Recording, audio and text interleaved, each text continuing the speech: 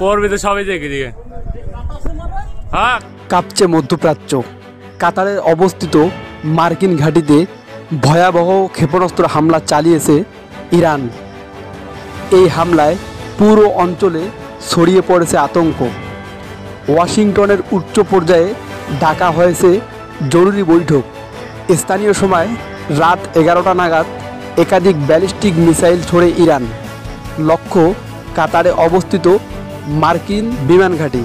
সূত্র বলছে, হামলার ফলে ঘাঁটির একাধিক ভবনে অগ্নিকাণ্ড ছড়িয়ে পড়ে এবং অন্তত 8 জন সেনা গুরুতর আহত হয়েছে। তবে হতাহতের প্রকৃত সংখ্যা এখনও নিশ্চিত করেনি মার্কিন প্রতিরক্ষা বিভাগ। ইরান দাবি করছে এটি ছিল পাল্টা জবাব। সম্প্রতি ইরানের পারমাণবিক কেন্দ্রে মার্কিন হামলার প্রতিশোধ নেওয়া হয়েছে বলে ইরানের সামরিক বাহিনী দাবি করেছে। বিশেষজ্ঞরা বলছেন, এই হামলার মাধ্যমে মধ্যপ্রাচ্যে নতুন করে উত্তেজনা সৃষ্টি হয়েছে।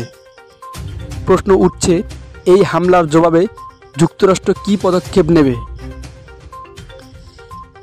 এই মুহূর্তে কাতার ও আশেপাশের ঘাঁটিগুলোতে সর্বোচ্চ নিরাপত্তা জারি করা হয়েছে। বিশ্বজুড়ে উদ্বেগ, এই আক্রমণ কি বড় যুদ্ধের শুরু?